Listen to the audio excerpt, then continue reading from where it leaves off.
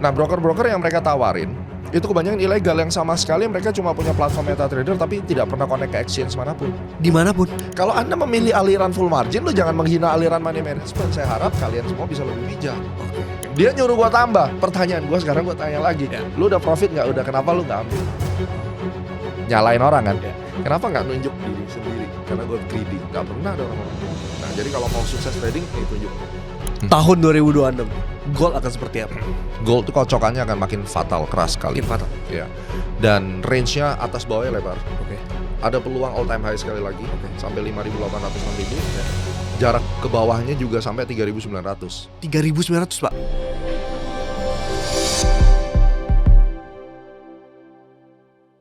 Halo guys, sebelum lanjut gue cuma mau ucapin terima kasih udah klik video ini dan memberikan banyak sekali komentar positif di channel ini. Kita berharap Behind the Blocks bisa memberikan banyak sekali manfaat buat teman-teman. Tapi jujur, kita masih ngeliat teman-teman belum subscribe.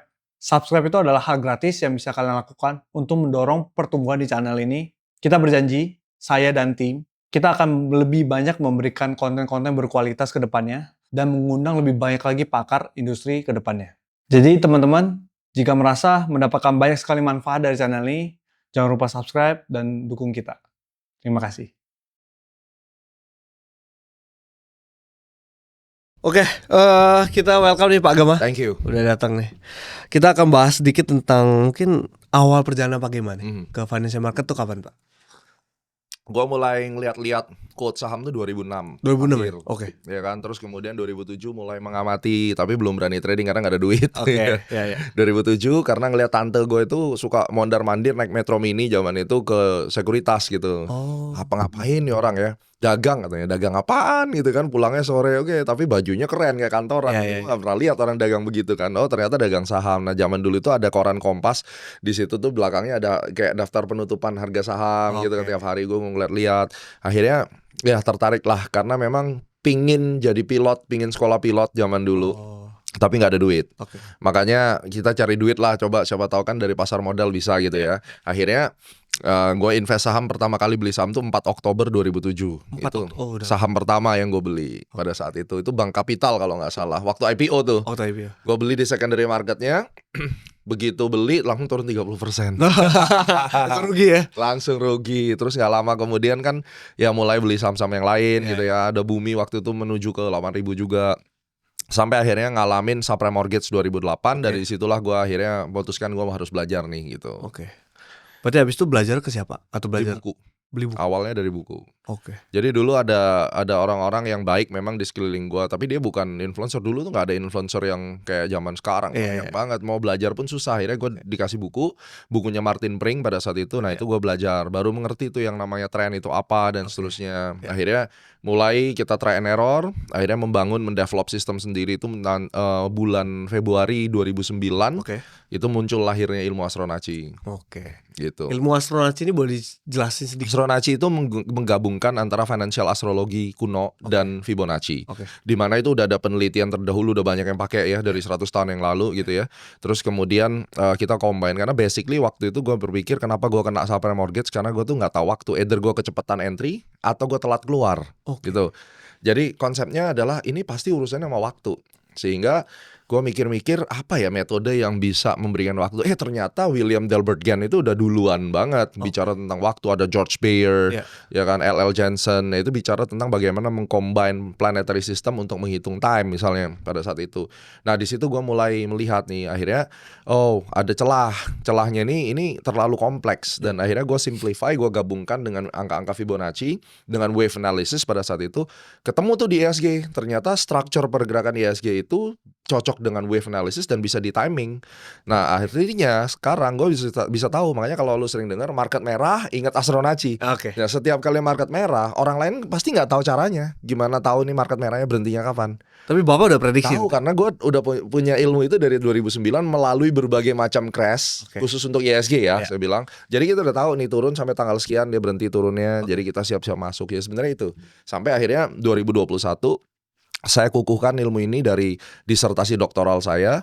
Sejak saat itulah perjalanan gue dari tahun 2009 sampai 2021 membuktikan bahwa ini keilmuan yang diakui secara empiris kan gitu. Financial astrologinya udah ada dari sebelumnya dan udah banyak jurnal-jurnal dan seterusnya. Tetapi Astronaci menggabungkan astrologi dan Fibonacci untuk ESG dan gold itu disertasi gue tuh. Sampai akhirnya gue jadi profesor ngajar tentang ini kan. Jadi itu latar belakangnya. So basically we are time trader. Jadi kita fokus ngurusin time. ESG naik, hitung tanggal berapa naiknya berhenti, turun tanggal berapa turunnya berhenti. Habis itu baru tuh kita combine dengan ilmu yang lain. Ada yang pakai bandarmologi, yang ngikutin ngikutin whale yang besar gitu kan. Ya nggak apa-apa, pakai aja semua. Yang penting gue udah kasih tahu tanggal sekian nih kira-kira big boysnya masuk. Nah nanti mereka akan pakai lihat data asing lah segala bagus aja semua itu. Tapi pastinya akan jatuh di tanggal-tanggal yang gue kasih gitu. Waduh, ini menarik banget. Berarti Bapak tuh bisa timing the market ya. Kalau orang bilang kan timing tuh susah banget di market. Jadi gini, kenapa orang nggak bisa orang tuh timing di market? Kalau gitu lu juga jangan bilang membeli di support. Karena support dan resisten itu tidak hanya pada sumbu X tapi juga sumbu Y. Nah, kan kalau kita ngeliat grafik kan X sama Y kan, makanya terjadi grafiknya. Itu ada elemen waktu yang orang lain nggak ngerti. Nah, kebanyakan di negara-negara kita ataupun negara yang lain, orang tuh kalau nggak tahu ngomongnya nggak bisa. Nggak tahu, Itu yang membedakan kenapa ada orang jadi triliuner, ada orang yang stay jadi milioner gitu. Bedanya di mana? Ya karena orang yang menembus batas itu adalah orang yang dari yang dia nggak tahu, nggak bisa, dicari caranya sampai bisa. Harus bisa. Nah ternyata banyak hal yang kita tidak ketahui sebenarnya. Oke. Bukan nggak bisa gitu. Cuma nggak tahu aja. Nggak tahu. Jadi kalau bilang apakah 100% tidak juga. Support resistance gimana sih cara kerjanya? Ya nggak 100% kan. Tapi ada indikasi kalau price kena di support tertentu. Ini supportnya nih kena sini mental. Time juga sama. Ada saatnya dia turun, kena timenya ya berhenti gitu. Oke Pak. Berarti kan mostly Bapak tuh di emas, oil lah. Semua di trading. Saham, terus gold itu yang paling saya pegang. Tapi beberapa market lain kayak kripto juga kalau memang secara siklusnya ada ya kita masuk gitu. Ini kan kalau kita ngelihat sekarang tuh emas tuh sempat all time gila-gilaan. Ya. Apa sih sebenarnya terjadi Pak? Ya karena memang lagi digoreng aja karena digoreng.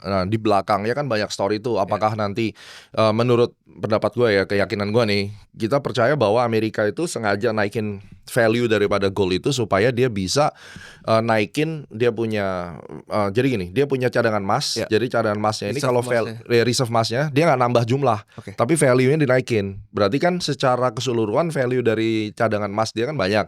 Nah ini bisa dipakai untuk ngebayar bunga debt dia gitu. Itu salah satunya menurut gua. Walaupun itu tidak secara akademis terbukti ya, tetapi kalau kita ngeliat dari gelagatnya, ini urusan goreng-menggoreng di sana sebenarnya. Even itu termasuk ke silvernya? Termasuk, karena ngikut. Karena bagaimanapun adalah second metal kan, digoreng juga gitu. Karena kalau ketika emas itu sudah dianggap terlalu mahal, otomatis dia akan mencari alternatif. Dan alternatifnya adalah silver. Gitu. Ini kan lagi rame banget tentang IB Forex nih Pak, dibahas oleh salah satu akun. Sebenarnya IB Forex ini apa? IB itu simpelnya adalah freelance marketer, freelance sales. I-nya apa? Introducing, B-nya broker. Jadi prinsipnya, gue punya broker. Lu mau jualin broker gue nanti dapat komisi. Ya udah, gue kasih affiliate link gitu ya. Terus lu sebarin. Jadi nanti kalau ada klien yang masuk, kita tahu untuk klien lu dan kita sharing komisinya. Sesimpel itu. Itu kalau orang yang menang dan kalah dapat komisi? Enggak, tidak. Nah ini banyak orang yang salah memahami. IB yang normal itu sah-sah saja. IB itu juga bisa dikatakan kalau bahasa Indonesianya adalah wakil pialang pada dasarnya sebenarnya ya. Kalau di regulate-nya under Bapepti kan kalau kamu mau menjadi wakil pialang atau sales kan harus berizin, harus punya lisensi. Kalau di saham ada WPPE gitu ya. Jadi pada dasar IB itu adalah wakil pialang yang bekerja secara freelance. Jadi dia kadang bisa connect dari 5 atau 6 broker gitu. Dan dia memperkenalkan melalui sosial media lah, memperkenalkan melalui offline dan seterusnya. Apakah itu pekerjaan yang baik? Baik-baik aja. Masa nggak boleh orang jadi sales? Di dunia saham kan banyak sales, ada remiser juga. Lalu kenapa orang-orang menghina IB ini? Dua hal. Satu, anak-anak zaman sekarang apalagi corona kan mana ngerti mereka tentang struktur dunia industri pasar modal, bahwa di situ ada komponen, ada salesnya, ada marketernya. Apakah nggak boleh orang jadi marketing? Boleh dong, ya kan? Yang kedua, memang IB-nya sendiri keterlaluan. IB-nya sendiri keterlaluan? Iya, memang beberapa dari IB ini kurang ajar, memang bandit gitu. Maksudnya gimana? Nah sekarang baru kita bahas nih. Yang pertama adalah IB ini sebenarnya tidak mendapatkan percentage dari kerugian orang, tetapi ada broker-broker yang membagikan kepada dia, khususnya master IB yang gede misalnya kan, ya dia ikut menjadi bandar juga di situ. Tapi apakah salah menjadi bandar? Tidak, karena Yang kita tradingkan di dunia market futures itu ada dua. Ada yang direct market access, ada yang over the counter. Oke. Nah kalau over the counter market atau CFD itu memang cara mainnya bilateral. Saya jadi LP liquidity provider, saya ada kerjasama sama broker satu dan Anda jadi nasabah sini. Ya. Ini basically kayak kasino kan. Oke. Kalau Anda buy ya saya harus sell. Ya. Ya itu wajar, memang dunianya bilateral. Ya. Kalau di dalam aturan di Indonesia itu namanya SPA, sistem perdagangan alternatif. Oke. Fine. Tetapi bagaimana aturan mainnya ketika di tengah-tengah ini ada IB atau sales? Ya. Di mana sales ini sudah mendapatkan percentage dari kerugian yang didapatkan oleh klien, Oke. atau dia berperan sebagai market maker. Boleh nggak? Gray area. Abu-abu. Abu-abu. Sebenarnya dia tidak boleh kalau menurut hukum di Indonesia karena dia bukan pedagang. Oke. Ya. Nah, pertanyaannya sekarang adalah kalau dia melakukan itu, otomatis ini urusannya conflict of interest. Dan kebanyakan dari IB-IB ini bahkan tidak punya lisensi. Saya yakin 100% tidak punya lisensi. IB-IB freelance itu nggak punya license. Mereka nggak punya license. Nggak punya license, nggak punya izin, dan mereka bahkan menjadi IB dari broker-broker yang nggak jelas dari antah berantah, yang bahkan brokernya sendiri tidak terdaftar di exchange manapun. Berarti ilegal. Ilegal harusnya. Ilegal itu ada dua nih. Oke. Penting nih. Bank of America itu ilegal atau ilegal? Di Indonesia ilegal. Nah, tapi di negaranya Ilegal. nah, jadi sekarang kalau kita ngomong ilegal itu jangan bilang Bank of America di Indonesia ilegal, nggak bisa begitu juga. Ilegal itu kalau dia benar-benar tidak terdaftar dimanapun. Oh. Iya dong. Oke. Di Amerika nggak kedaftar, pokoknya dia bikin yang namanya Bank Gema gitu. Bank Gema itu nggak ada banknya, nggak ada registrasi dimanapun. Itu ilegal. Oke. Nah, broker-broker yang mereka tawarin itu kebanyakan ilegal, yang sama sekali mereka cuma punya platform MetaTrader tapi tidak pernah connect ke exchange manapun. Dimanapun. Iya. Waduh. Tidak pernah terdaftar dimanapun. Oh. Itu masalah. Waduh. Iya kan? Ya. Nah itu masalah. Sebagai contoh misalnya di dalam aktivitas ekosistemnya Astronaci kita kerjasama sama Orbitrade. Ya. Orbitrade itu terdaftar di 2 exchange besar di dunia ya, regulated, di Bapeti ada, di FSC ada gitu ya. Jadi ya regulated. Tapi kalau misalnya kita bicara ada broker ABC di Bapeti kagak, di bursa berjangka misalnya tidak ya kan, di ICDX tidak, di regulasi manapun juga tidak. Nah terus gimana dia beroperasi? Yaitu kasino gelap underground. Waduh, sama kayak judi gitu. Sama. Oh. Nah terus kemudian mereka jago marketing, mereka memasarkan, mereka meng-hire influencer menjadi IB-nya. Terus IB-nya dibilang, ya udah nih, gua kasih ya, paket kita adalah komisinya 0, dapat bonus deposit, dapat hadiah ini itu.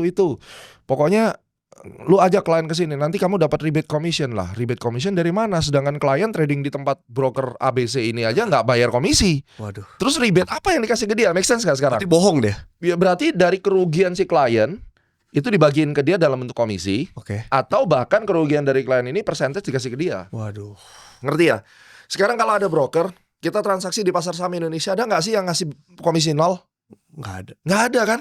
Mana ada komisi 0? Iya. Nggak ada. Tapi kalau sampai ada sekuritas atau apapun ngasih komisi 0, spreadnya hampir 0, pertanyaan gua makan dari mana ini?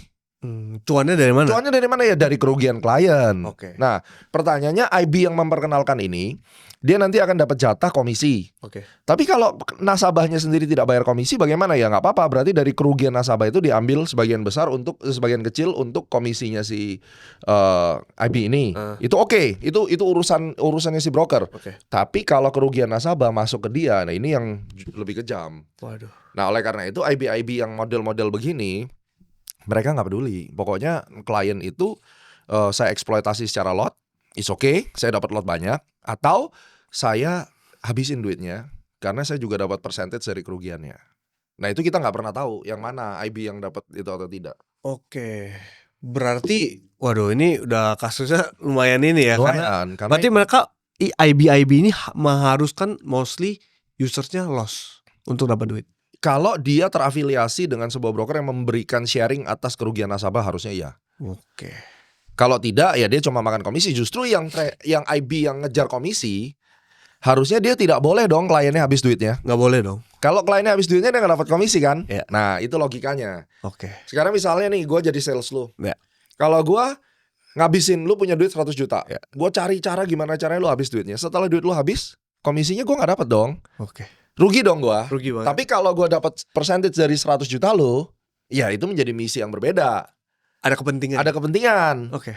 Jadi dari situ aja kita ngelihat kalau misalnya si IB ini mengajarkan sebuah teknik untuk mengeksploitasi lot kamu, tapi itu berpeluang menghabiskan akun kamu, Paham maksud saya ya? Paham. Itu either dia memang bego atau dia itu memang punya misi untuk ngabisin duit lu. Oke, tapi kan sekarang tuh banyak mereka tuh pakai sistem full margin ya kalau gue lihat. Ya. Nah itu kan salah satu teknik ini juga kan. Jadi begini, full margin itu ada beberapa style. Oke. Dan tidak hanya di Indonesia orang pakai itu. Oke. Banyak yang salah kaprah. Oke. Full margin yang dimaksudkan itu bukan Anda deposit 100 juta lalu habis-habisin 100 juta. Ya. Tapi full margin yang sering kali dilakukan oleh para spekulan. Saya nggak bilang mereka trader. Oke. Mereka pure spekulan. Bukan trader. Ya, trader itu mereka menggunakan kaidah-kaidah normal. Oke. Kalau udah spekulan, ya itu boleh-boleh aja kan. Spekulan Judi, nggak judi juga. Kalau judi dia tidak punya plan 50-50. Ya. Kalau ini dia udah tahu nih, kalau momen seperti ini, gua gas full di sini, bakal terbang. kerugianku sedikit, kemungkinan untungku besar, itu udah bukan judi. Oke. Sebagai contoh, lu trading kan? Ya. Stop loss terbesar lu berapa yang lu rela ambil sekali trade? Mungkin 1/3. Ya nggak angkanya. Misalnya 100 juta. Stop loss Oh, misalnya sekali klik lu oke, gue buang sekali klik berapa? misalnya 5 juta lah. Oke, let's talk about it. 5 juta. 5 juta tuh sekali klik ya. Oke. Gimana kalau lu kasih gua 5 juta? Oke. Misalnya lu kasih gua nih 5 juta. Kasih sekarang. Oke. Nah, ini lu rela nih 5 juta nih ya. Ya. Ini udah buang kan? Udah buang. Secara mental buang kan? Udah buang. Berarti nggak akan bertumbuh jadi nol kan? Enggak. Gimana kalau 5 juta ini gua ajarin lu cara yang uang yang sudah lu buang. Kalau rugi lu rugi 5 juta. Kalau pas lu bener jadi 50 juta, lu mau ambil nggak? Ambil. Nah, Oke. sekarang gua tanya, dengan konsep kayak gitu full margin salah nggak? Enggak juga. Ya udah. Ada risk rewardnya berarti. Masalahnya banyak orang nggak paham ini sehingga mereka ngejudge. Oke. Nah, pertanyaannya adalah apakah bijak mengajarkan ini ke semua orang tanpa menjelaskan the whole picture-nya? Oke, edukasinya. Itu salah. Itu ngaco. Oke. Itu akhirnya membuat orang itu tidak mendapatkan informasi seutuhnya, hanya mengambil satu poin ini untuk kepentingan CIB. Oke. Jadi kalau ditanya kepada saya sebagai expert saya MFTA, apakah cara itu salah? Tidak. Apa bedanya sekarang? Kamu sekali ngeklik cut loss 5 juta Iya. dengan gua ambil cut lossan lu sebagai deposit. Sama nggak? Sama. Sama. Bedanya di mana? Secara konsep sama. Sama dong. Nah, cuma yang menjadi masalah di sini kalau dia mengajarkan ini pada orang-orang yang bahkan nggak ngerti apa itu risk management, lalu kemudian memberikan statement. Sorry nih ya buat teman-temanku ya, bukan saya mengkritisi Anda, tetapi statement ini misleading, kayak kalau nggak full margin nggak bakal kaya misalnya. Ya. Kalau nggak full margin, kalau menggunakan money management itu nggak bakal berhasil. Nah, itu juga tidak boleh. Artinya kalau Anda memilih aliran full margin, lu jangan menghina aliran money management. Saya harap kalian semua bisa lebih bijak. Oke. Diam aja mulut lu gitu loh. Kalau memang kamu full margin ya buktiin kalau lu bisa sukses tanpa harus mendiskreditkan orang-orang yang lebih suka pakai money management. Demikian juga orang-orang yang pakai money management. Jangan menganggap orang full margin ini sesat karena lu nggak bisa ngelakukan. Beda metode. Beda agama. Oke. Masa lu bisa bilang agama gue lebih baik dari lu? Kan nggak begitu konsepnya. Iya. Oke. Gitu loh. Tapi kan nih banyak sekali influencer-influencer IB nih kan. Gimana supaya orang-orang yang nonton nih ngerti loh, bedain ini bener nih salah gitu. Bagus. Kita kembali, bagaimanapun hukum diciptakan tuh untuk melindungi masyarakat pada dasarnya. Oke. Kalau IB ini nggak punya sertifikasi, nggak punya latar belakang, nggak ada knowledge yang benar, ya kan? Nah, Pak, bagaimana? Tapi kita tahu orang itu knowledge yang benar atau tidak, Nah, ya kan? ya. Ya, Anda belajarlah dari literatur atau akademisi yang memang sudah mumpuni secara general gitu. Kayak misalnya, gue cerita gue deh misalnya. Oke. Gue punya sertifikasi apa sih yang gue nggak punya gitu. Sertifikasi gue mentok nih ceritanya. Ya. Itu aja masih sering dibully sama pasukan-pasukan TikTok dan buzzer. Oke. Ya kan? Kalau sampai ada orang Lebih parah gitu ya. yang ngebully gue, apalagi dia nggak ngerti sertifikasi gue apa, ini hopeless. Udah selesai nih orang. Ini orang kayak begini, Oke. udah pasti habis di market. Kenapa? Lu bahkan nggak tahu siapa yang lu bully kan gitu. Lalu pakai ngehina gua, oh kantornya kenapa nggak gedung yang super gede? Gua tanya, kalau hari ini gua punya gedung 100 lantai, ada logo gede, Astronaci semua, pakai Rolls Royce, itu artinya gua udah makan duit kalian. Oke. Iya dong. Iya. Sekarang lu hitung aja kalau gua jadi sales yang jujur, jadi edukator yang jujur, bisa nggak sih gua sekaya itu dari hanya jualan kelas? Gua tanya. Nggak bisa. Hitung bro, nggak bisa. Artinya kalau gue masih hidup humble, gue sebagai edukator masih hidup humble, artinya gue jalan di jalur yang putih. Oke.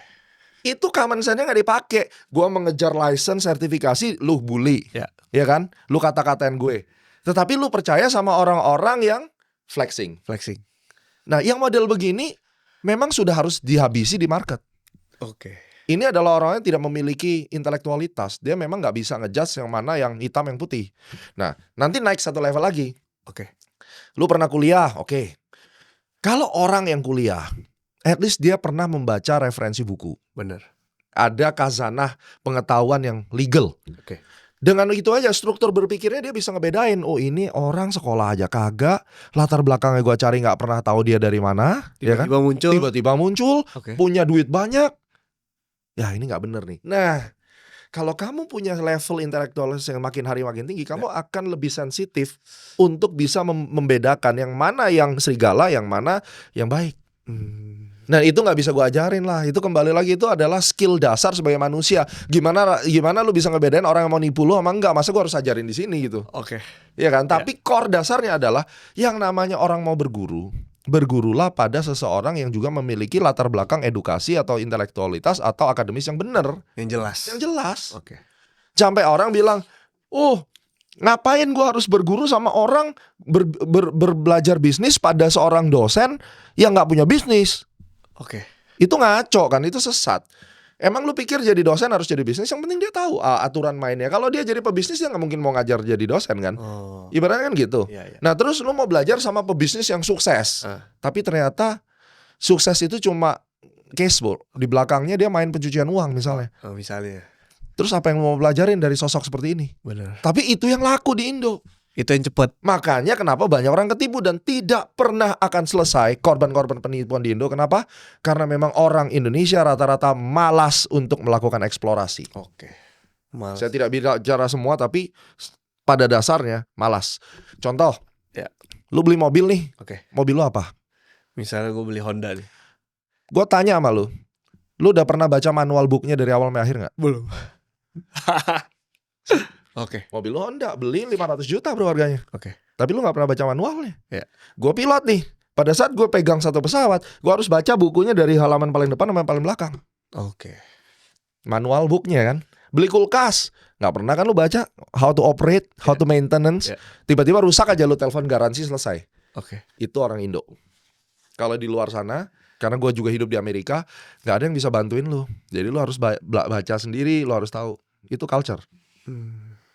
Jadi ya sama nih dengan kejadian di dunia finance.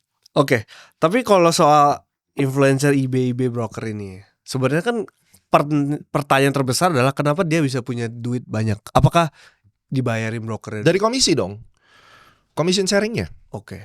Kalau misalnya sekarang, misalnya ya, dia totalnya nasabahnya banyak banget dan aktif bertransaksi. Satu bulan katakan dia dapat 2000 lot. Dan dari 2000 lot itu, misalnya satu lotnya dia dapat 50.000 deh. Hitungan gampang. Berarti berapa dia dapat satu bulan? 100 juta ya? Ya kan? Misalnya 2000 dia dapat 50.000, 100 juta. Itu kalau dia dapat 50.000. Kalau dia dapatnya adalah 100.000, berarti 200 juta sebulan. Kalau 2000 lot. Kalau dia transaksinya 5.000 lot, berarti 400 juta sebulan. 400 juta sebulan berarti 1 tahun itu adalah berapa? 5M. 10 tahun 50M. Kaya nggak? Kaya. Boleh nggak? Dapat commission. Boleh aja. Masalahnya di mana? Oke. Yang bilang nggak boleh ya iri. Oke. Iya kan? Iya. Tapi dalam proses dia mendapatkan lot itu, cara lu bagaimana? Nah itu yang kita bahas. Lu mau pakai cara hitam atau mau pakai cara jujur? Kalau Gema dengan jutaan orang yang sudah tahu saya mau pakai cara hitam. Hari ini gue ke studio ini pakai helikopter, gue landing di atap rumah lu. Dengan sangat kayanya saya kan. Tapi kenapa hari ini gue harus mengirit-irit hidup sederhana saja? Saya tidak perlu kantor yang fancy-fancy. Walaupun kita punya kantor baru, Astronaci, saya juga nggak perlu tunjukin gitu kan. Tapi bagi saya nggak relevan kantor gue yang semakin megahnya itu dengan keselamatan daripada klien gue gitu. Ibaratnya. Sering kali kan lu berpikir ini bisnisnya cuma begini tapi kantornya gede banget. Pernah gak lu mikir? Pernah kan? Contoh lu ke Pick 2 deh. Bisnisnya jualan minuman, tapi rukonya yang setahun sewanya 700 juta berarti gitu. Hitungannya dari mana bro? Nggak masuk ya? Nggak masuk. Oke. Terus bisnisnya jualan riset, Kantornya di mana-mana gede banget, mobilnya sampai McLaren, Senna lah, apa Ferrari yang paling baru. Duitnya dari mana? Oke. Itu kan bisa dihitung. Oke. Either lu jadi pump and dump, ya kan? Atau lu jadi IB yang dapat duit dari kerugian nasabah. Oke. Kita menarik nih pump and dump nih. Mungkin kita bahas pump and dump ya. Pump and dump ini kan sebenarnya area yang abu-abu juga kan. Enggak, itu black and white. Itu illegal. Pembuktiannya nggak bisa dong berarti, susah kan? Bisa, itu kan dibuktikan sama OJK kemarin. Oh, itu yang di saham. Iya. Oke. Tapi kalau yang lain nih nggak ada pembuktiannya ini. Di mana dulu nih? Misalnya di kripto nih. Di kripto kan kalau yang koin-koin micin udah pasti pump and dump semua itu. Oke. Cuma kan beberapa koin-koin token-token gak jelas itu kan tidak diregulated. Jadi ya suka-suka aja. Itu kayak lu bikin dagang di dalam garasi lu mau ngapain aja mah suka-suka lu kan. Oke. Kan memang konsepnya kripto begituan kan decentralized yang tidak regulated. Ya cuma ada walletnya doang. Nah, tapi kan sekarang beberapa negara kan mau meregulasi karena apa? Ini menjadi sarang kejahatan. Iya. Kan gitu. Oke. Jadi ya pump and dump itu pada dasarnya illegal. Ilegal ya. Ilegal. Tapi apakah bisa Pak sekarang kita melakukan pump and dump di gold market? Itu market udah masuk di sempurna, efficient market Ya, yang sempurna. bisa. Ya ada pump and dump juga yang buktinya di pump sampai ke 5.600 mau gimana lu? Habis itu di dump 12.000 feet, di dump 12.000 poin misalnya. Terus kalau udah kayak begitu caranya, siapa yang mau dihukum? Gak bisa, itu market sempurna. Market ya. Market sempurna. Oke. Tapi yang menjadi masalah adalah lu menciptakan satu aset yang lu manipulasi, lalu lu cari korban. Nah itu yang gak bisa. Sahamnya tidak sesuai, laporan keuangannya lu manipulasi sehingga menciptakan persepsi publik yang berlebihan. Oh itu salah. Salah, kripto juga sama. Oke. Gitu. Oke. Ini kita lanjut ke masih IB nih. Mhm. Jadi kalau regulasi forex di Indonesia ini seperti apa sebenarnya? Forex atau yang mana nih? Forex yang apa nih? Forex mungkin yang XAU ya, yang Bapak pakai. Nah, XAU bukan forex, XAU itu gold. Oke, misalnya yang Bapak pakai lah sekarang. Oke, kita ngomong gold. Ini perdagangan berjangka kan Oke. sebenarnya kan. Ya kalau di Indonesia, kalau yang berhubungan dengan mata uang, Oke. falas itu diatur sama BI. Oke. Bekerja sama dengan Kementerian Perdagangan Ya. pada dasarnya gitu. Kalau yang gold itu urusannya sama Kementerian Perdagangan. Oke. Ya kan? Nah, jadi itu adalah sistem perdagangan alternatif kalau di Indonesia atau over the counter market tadi. Nah, apa isunya apa nih di sini? Berarti secara regulasi itu yang IB ini terregulated apa enggak? Tidak. IB yang mana dulu? Kalau dia terregulasi, kalau dia menjadi marketing daripada broker yang terregulasi oleh Bapepti, ya boleh-boleh saja sebagai marketing freelance, Oke. ya kan? Tapi ingat sekali lagi di situ ada kaidah-kaidah cara mainnya mereka Oke. yang diatur. Tapi yang berkeliaran di sosial media ini itu yang harus ditanyakan. Oke. Dia punya license atau tidak? Sekali lagi saya nggak punya hak untuk ngejudge kan. Ya. Jadi ya silakan tanyakan ke mereka gitu. Tanyakan sendiri. Tanyakan sendiri. Oke, kamu ngejualin broker ABC. Oke. Broker ABC ini dari mana gitu. Terus dasarnya kamu apa nih? Boleh untuk menjual segala macam itu bagaimana? Ya kalau dia cuma sebagai marketing freelance menyebarkan link, saya bantuin ya nggak apa-apa sebenarnya. Oke. Contoh kalau di Indonesia kan sebagai insurance agent, Ya. perlu license nggak? Yang kamu tahu, sales insurance? Perlu sih tetap. Bukan mereka bayar di awal 300 itu, Pak. Ya, Buat lisensi ya kan. ya betul. Oke. Ya kan. Nah sekarang kan menjadi IB itu kalau freelance itu kan tidak diatur sekarang. Oke. Belum sampai terregulated seperti itu. Makanya gue bilang kan itu kayak somehow bisa dibilang gray area juga gitu kan. Tapi kalau hukumnya menjual atau memperkenalkan produk daripada pialang berjangka itu ada license-nya Oke. gitu. Oke, selanjutnya kita ke trader nih. Apakah sebenarnya semua orang tuh bisa jadi trader? Tidak. Kenapa? Trading itu susah, itu dagang. Oke. Tidak semua punya mental di situ dan tidak semua punya kesabaran dan kejelian di situ. Tapi kalau mau jadi investor ya semua orang bisa aja. Oke. Beli, simpan. Karena pada dasarnya memang natur kita kan beli, hold. Beli dan hold. Kalau Bapak udah trading udah lama nih, udah belasan 19 tahun. tahun. 19 tahun. Bapak ngelihat trader ini akan jago dan trader ini nggak akan jago tuh dari mana biasanya? Good question ya. Good questions. Oke. Ya murid saya banyak ya. Kalau 100.000 orang aja udah lewat kali dari total selama ini. Dan kalau saya lihat adalah orang yang memiliki intuisi itu cenderung akan lebih sukses di trading. Intuisi dia tajam gitu. Oke.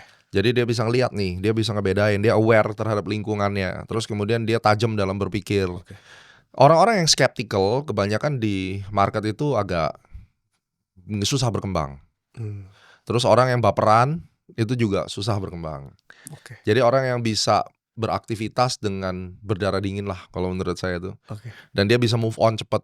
Oke, dia melakukan kegagalan. Kenapa ini gagal? Oke, kita benerin. Ayo kita maju lagi next. Nah, orang-orang yang seperti ini nih, ini adalah foundation karakter yang menurut gua sangat diperlukan sebagai seorang trader yang sukses gitu.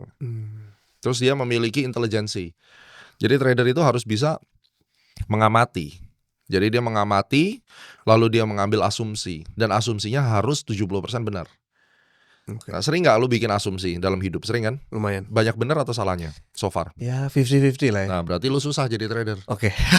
Gitu. Pagi saya podcaster ya. Nah, jadi trader itu asumsi-asumsi yang kamu buat dari hal yang tidak pasti.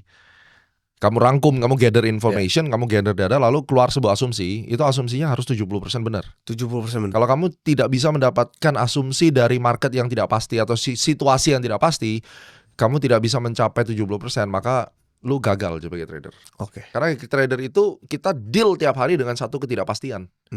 Dan harus ada asumsi. Nah, terus kalau lu udah yakin sama asumsi lu, ternyata asumsi lu salah, lu gimana? Kalau kamu stuck di situ, kamu juga gagal. Oke. Makanya lu harus siapin nih asumsi berikutnya dan gimana cara bermain di situ. So it's not easy. Plan A, plan B-nya lah. Plan A, plan B-nya. Oke. Untuk mempertajam intuisi ini gimana sebenarnya? Belajar. Sebagai contoh, intuisi itu lahir dari otak kanan. Otak kanan. Ya. Dan otak kanan itu bisa bekerja kalau disuplai data dari otak kiri. Oke. Kalau otak kiri lu nggak ada isinya, otak kanan nggak bisa manggil apa-apa, dan datanya nggak ada. Oke. Ngerti ya? Ya. Berarti lu mesti belajar kan, Belajar. dan latihan, sehingga itu menjadi second nature. Oke. Itu kan tadi tentang trading ya. Berarti kalau Bapak nih sekarang di sistem trading itu gimana sistemnya sekarang? Saya trend follower. Trend follower. Jadi saya cari dulu trading apa dulu nih, karena beda marketnya. Misalnya di market gold. Gold. Saya ngeliat sentimennya. Oke. Karena gold itu kalau nggak ada sentimen diem. Ya. Ya begitu ada sentimen larinya kenceng. Jadi sentimennya apa? Terus astro cycle-nya apa? Astro cycle. Yes. Misalnya ada siklus seperti Mercury retrograde. Oke. Itu yang membuat saya akhirnya jadi Master Financial Technical Analysis. Ya. Siklus ini terjadi setahun 3 kali, 70% gold itu bullish. 70%. Yes. Di periode ini misalnya. Oke. Ini informasi berharga nggak menurut lu? Berharga. Ya, berarti kan di dalam periode ini lu akan cenderung mencari buy atau sell? Baik. Buy. Itu aja udah satu informasi kan, mengeliminasi pilihan sell-nya kan? Ya. Berarti di dalam otak lu gua akan mencari pola-pola yang mendukung posisi buy gua. Oke. Lalu saya lihat trennya. Kalau trennya masih bearish gimana? Ya udah diem dulu. Oh, tunggu reversal. Tunggu reversal. Oke. Nah, waktu reversal patternnya apa, volumenya bagaimana, baru kita cari. Lalu baru kita lihat risknya seperti apa. Nah, itu kurang lebih structure berpikir gua waktu kita trading di gold. Di saham juga sama. Dari 900-an saham, kita lihat dulu top down analysisnya. Oke. Yang pertama adalah astro cycle-nya. Oke. IHSG dari cycle ini bullishnya tanggal berapa aja, bulan berapa aja. Oke. Karena kita nggak bisa short selling. Menarik nih. Ya kan? Berarti kan gua harus cari posisi yang bullish secara general marketnya. Cuman satu ya, naik ya. Naik. Oke. Dan itu harus 75% up. Iya. Jadi kalau IHSG-nya naik, most likely saham-saham yang blue chip juga naik. Iya. Oke, itu dulu. Oh, saya ketemu periodenya. Oke. Lalu kita cari hype-nya. Ini ada story apa nih di pasaran sana? Makronya gimana? Mikronya bagaimana? Geopolitik sama domestik. Oke. Ketemu nih kelakuannya Donald Trump menyebabkan sektor ini bakal naik. Udah fokus ke situ. Oke. Kita lihat sekarang. Oke, kita akan sektor batu bara. Ya. Ada 10 saham. Yang mana yang benar? Lihat satu-satu. Bisnis prospeknya, siapa yang punya, valuasinya, EPS growth-nya seperti apa. Dari 10 ketemu sisa 2. Saya keluarin technical analysisnya. Dari 2 ini patternnya yang siap meletup, yang mana kayak jerawat tuh yang udah putih tinggal lu tuk, krot. Ya. Yang mana? Oh, yang ini. Oke. Baru saya balik lagi ke time-nya. Oke. Tanggal berapa? Gua harus beli. Oh, tanggal sekian. Ya udah gua tungguin, selesai urusan. Oke. Tuk, harganya naik, kita buy. Resiko stop loss-nya di berapa? Oh, di sini. Sisanya tinggal berdoa. Udah, karena setelah lu ngerjain semua itu, Ya. ini sisanya doa doang. Oke. Jadi duitnya nih. Oh, ternyata kena stop loss. Kita evaluate lagi dari belakang. Salahnya di mana? Salahnya di mana? Diulang lagi prosesnya. Oh, ini gocekan. Berarti kita tunggu bandarnya masuk lagi, kita hitung ulang time-nya, kita lihat itu money flow-nya, sikat lagi yang kedua. Biasa dengan cara kayak gitu Bapak win rate-nya berapa persen, Pak? 8 sampai 9 Oke. dari 10 kali trade. Berarti wah itu lumayan bagus ya. Cuma jarang kan trade-nya. Oh. Saya nggak bisa kayak semakin sering lu trade semakin jarang lu ngerjain PR kan. Bener nggak? Bener. Boleh nggak Pak kita trading yang cepet-cepetan? Boleh. Makanya yang tadi saya ceritakan itu portofolio utama. Oke. Yang mungkin setahun saya masuk cuma 89 kali. Setahun cuma 89 kali saya entry. Tapi jeder bener gitu ya. Jeder bener.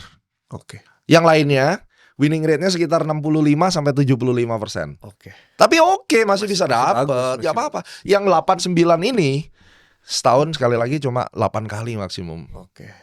Gitu. Nunggu momen. Tapi begitu saya dapat jebret, let the profit run. Oke, ini kita akan sedikit prediksi nih Pak. Tahun 2026 nih, gold akan seperti apa? Gold tuh kocokannya akan makin fatal, keras sekali. Makin fatal. Ya. Dan range-nya atas bawahnya lebar. Oke. Ada peluang all time high sekali lagi. Oke. Sampai 5.800 6.000. Ya.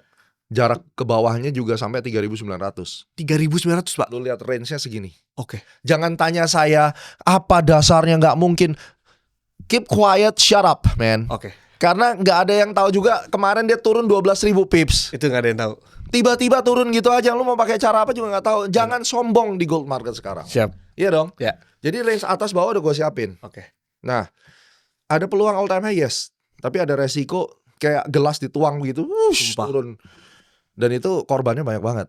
Di saham kita juga sama. Oke. ISG saya ngeliat 10.200, nextnya 12.000. 12.000 all time high berarti. Ya 48 bulan lah, itu range 48 bulan ya. Ya. 10.200 itu yang kita lihat dulu. Dan jangan pernah bilang bahwa harga di angka 6.000 itu nggak bisa dicapai. Target bawah gue 6.000 itu adalah hutang yang belum dia bayar waktu bulan April 2025. Ada gap ya berarti. Ada gap. Oke. Pertanyaannya kan nggak mungkin Pak, ekonomi kita baik-baik. Shut up.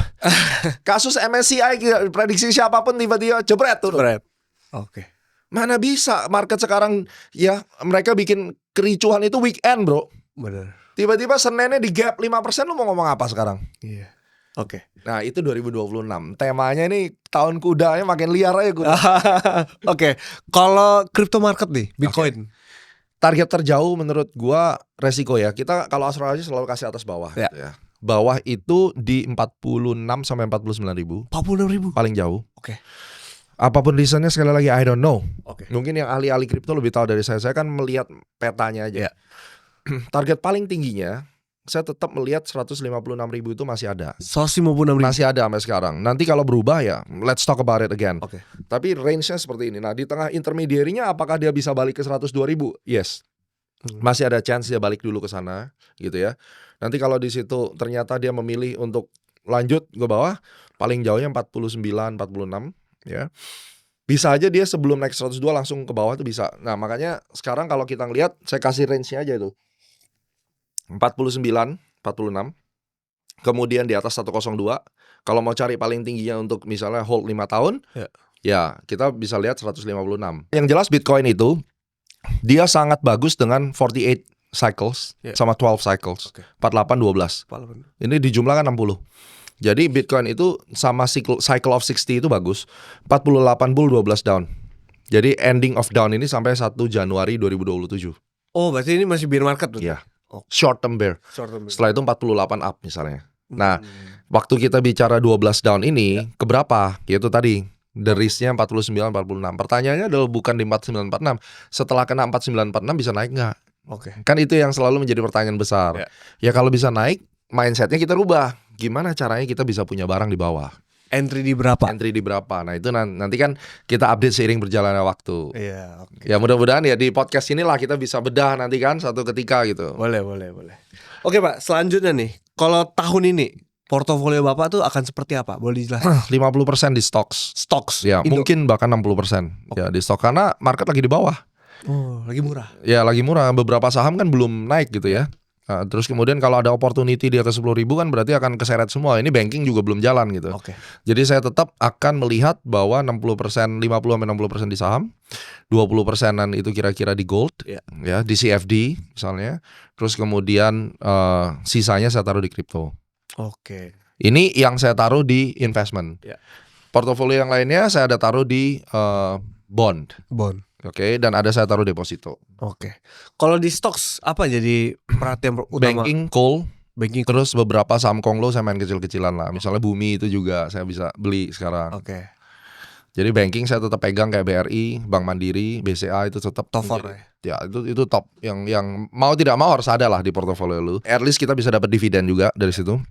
Kemudian yang kalau coal-nya mungkin ada Adaro, terus harta sama HRTA itu kan ada hubungan sama emas. Saya cari aja hubungan yang ada emas. MDKA itu kan juga ada emasnya kan. Ya. Jadi kalau misalnya goldnya naik terus ya kita cari saham-saham ini. Oke. Terus apalagi ya yang saham-saham kecil Konglo ya apa yang ada lah Konglo yang ada. Cuma jangan sampai yang harganya banyak lompat-lompat nggak jelas gitu. Oke. Gitu. Oke Pak, ini di tahun ini 2026 ini kan banyak influencer atau retail lah kita bilang mau jadi full time trader. Mhm. Ada nggak pesan buat mereka Pak?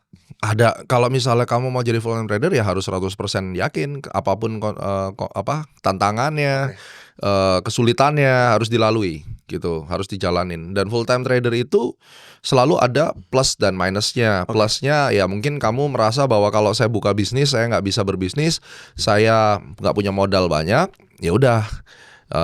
Gue lebih baik jadi full time trader. Tapi minusnya adalah banyak hal yang kamu harus pelajari, banyak jurus yang kamu harus tahu.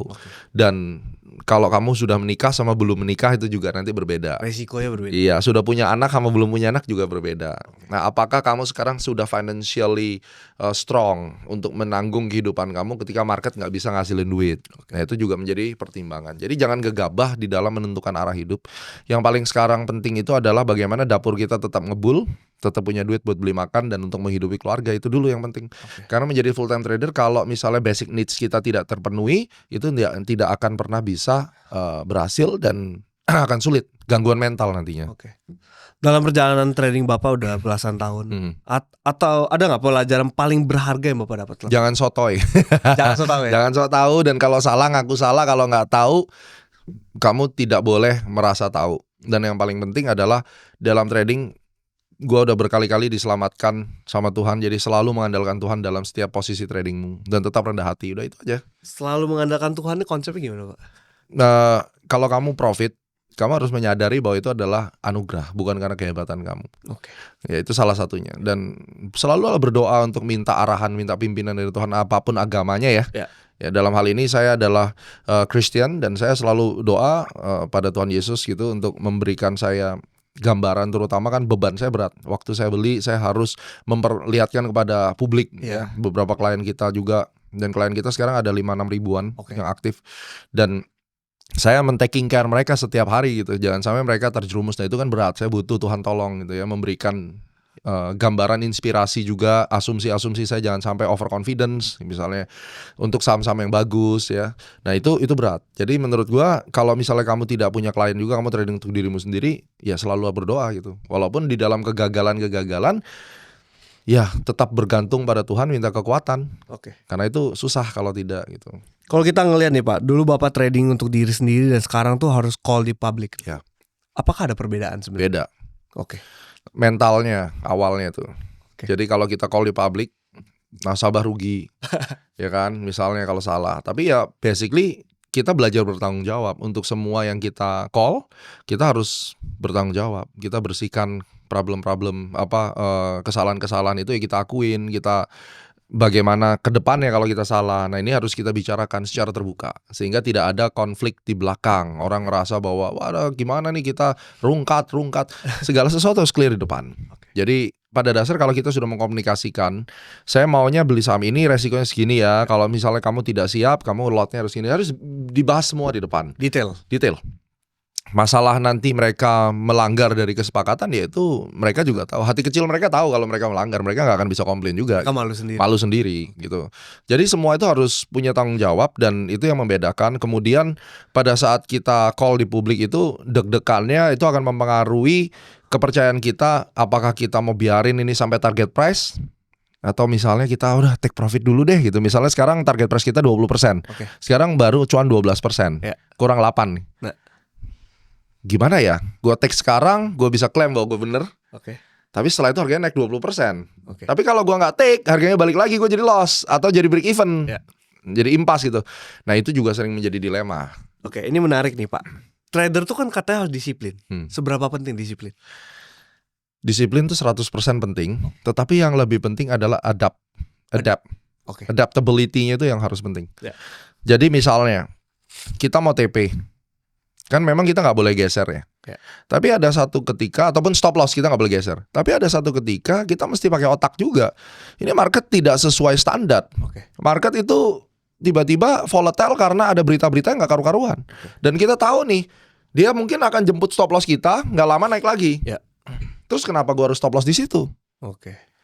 Itu kita pakai intuisi, terus pakai adaptive skill, terus justifikasi. Geser dulu stop lossnya. Oke. Selama money management kita masih mengizinkan, baru setelah itu kita adjust gitu misalnya. Nah itu juga terjadi. Jadi bukan berarti disiplin mati. Orang yang disiplin mati di market juga habis juga. Oh, oke, menarik nih. Tapi kita harus menjaga rasio resiko. Itu yang harus disiplin. Oke. Untuk kita bisa ngelihat kayak Bapak lihat tadi, misalnya stop loss kita geser atau TP kita geser karena kita ngelihat ada peluang lain. Iya. Itu gimana cara berpikir, Pak? Nah, itu bukan dipikir, tapi itu dialami. Oke. Pengalaman. Betul. Kalau itu udah larinya pengalaman. Jadi kayak semakin banyak jam terbang kamu di satu market, kamu akan tahu karakternya. Dan itu hanya bisa dijawab melalui karakter. Kalau hari ini lu tiba-tiba kasih gua kripto Solana misalnya. Gua nggak ngerti, bro. Karakternya sehari-harinya, tipu-tipuannya nggak tahu. Ya. Butuh waktu 6 bulan buat saya untuk mengamati kan. Ya juga nggak bisa ngomong kalau ke market yang saya tidak tahu, apa yang harus gue lakukan? Ya udah disiplin kuda aja. Stop loss ya stop loss, digocek ya udah nanti masuk lagi kan gitu. Oh, harus tahu karakter. Harus tahu karakternya. Makanya trading itu jangan 100 saham lu tradingin semua, harus tahu gitu. Yang intinya harus lu pegang 5-6 saham. Sisanya ya sesuai buku aja, by the book gitu. Oke Pak, ini kita menuju akhir sesi nih. Yes.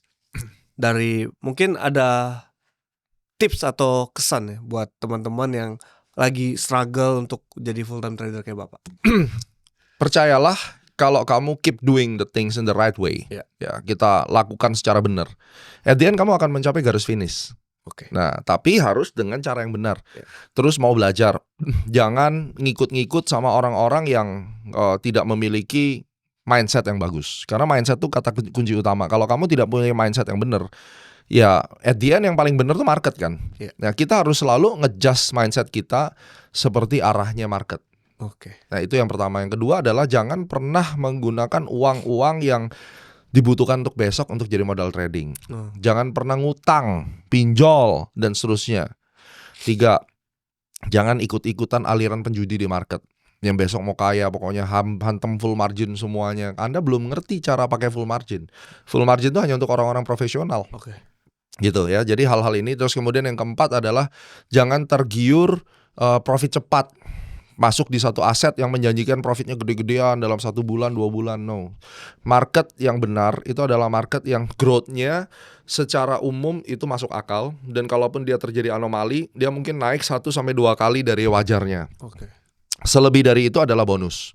Dan kalau Anda di satu posisi, misalnya bro, suatu ketika lu trading yang harusnya untung 20%, tiba-tiba lu ngeliat jackpot, bisa untung sampai 70-80%, ambil langsung.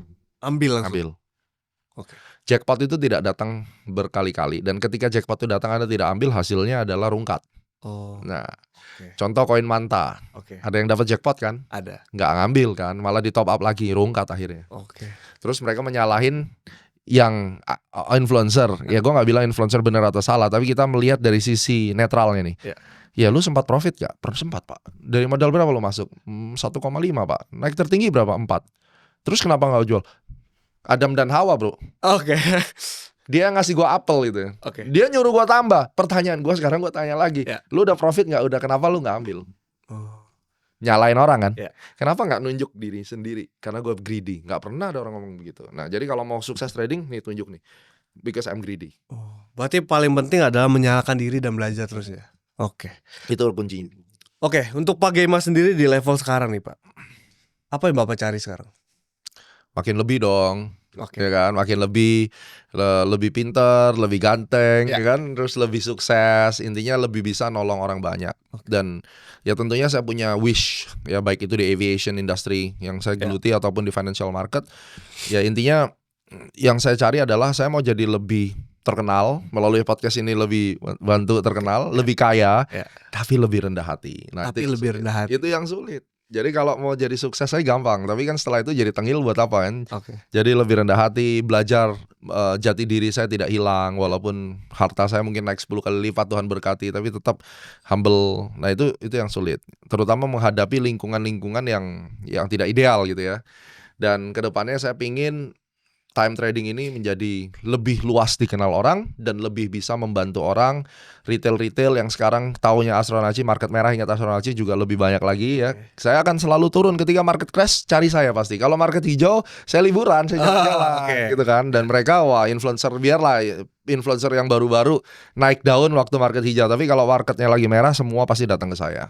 Oke. Itu market merah di market apa? Apa aja? Apa aja. Bitcoin merah juga sekarang orang nyari saya kan. Oke. Pokoknya market merah ingat Astronaci, karena memang faktanya dari tahun 2020 kalau market lagi crash saya doang yang nongol. Kasih tahu tanggal berapa marketnya berhenti ya. Ya saya berharap sih at the end semua orang juga turun lah bersama-sama, market kebakaran ayo kita bantu gitu. Pada dasar itu jangan cuma mengeksploitasi masyarakat ketika market hijau lalu jadi pahlawan semua kan gitu. Giliran marketnya turun kabur semua lu kan gitu. Oke, mungkin terakhir apa legacy yang Bapak pengen tinggalin? Legacy yang saya pengen tinggalin adalah dunia investasi ini adalah dunia yang positif, dunia yang baik. Dan saya berharap karakter atau teladan yang saya sudah berikan itu bisa diikuti. Jadi bisa menetralisir atau mengcounter para IB, para influencer yang ngaco-ngaco di luar itu. Ya mereka bisa nanti akan kena hukum alam lah, tereliminasi hukum alam sendiri kan paling lama 3 tahun, paling habis itu udah disikat nature, mother nature gitu. Ya apa yang kita lakukan dari tahun 2000, saya mulai masuk komersial itu 2008, saya mulai buka workshop dan seterusnya 2008. Sampai sekarang kan berarti udah 18 tahun ya secara bisnis. Nah saya berharap selama 18 tahun ini saya bisa memberikan legacy atau teladan yang baik, sebuah sosok ideal bagaimana kita menjadi trader, influencer, guru ataupun sebagai pelaku di dunia pelaku bisnis di ekosistem keuangan ini gitu. Ini yang paling penting karena yang harus kita jaga di sini, uang itu gampang didapatkan di sini, tetapi etika itu yang sulit. Jadi marilah kita menjaga etika, kita memikirkan konflik of interest dan jangan sampai kita memberikan misleading information pada masyarakat. Karena tidak semua orang bisa berpikir seperti kita. Semua orang tuh banyak yang melarikan diri dari kehidupan nyata, masuk ke dunia ini. Dia kira ini adalah dunia holy grail yang bisa nyelamatin utang-utang dia. Masuk sini pasti tambah habis. Dan ini yang semua influencer harus perhatikan, bahwa mulutmu memberikan statement itu bisa membuat orang kaya, bisa menghancurkan orang sampai berkeping-keping. Dan itu sudah terjadi banyak sekali.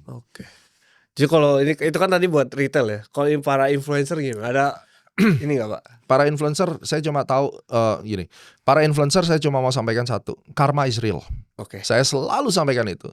Hari ini kamu nggak dapat karmanya, tapi anakmu, cucumu akan membayar karmanya. Jadi kamu pasti tahu persis, hati kecilmu tahu kalau saya lakukan ini orang akan menjadi seperti apa. Dan kalau kamu terus melakukan hal-hal yang ketika kamu tahu orang itu akan hancur berantakan ketika kau lalui ini, lakukan ini, karma itu akan datang. Ya kan? Paling cepat itu 2 tahun sampai 3 tahun. Paling lama mungkin anak lu yang akan membayar. Dan itu menyakitkan. Oke Pak Gema, terima kasih. Thank you so much. Thank you.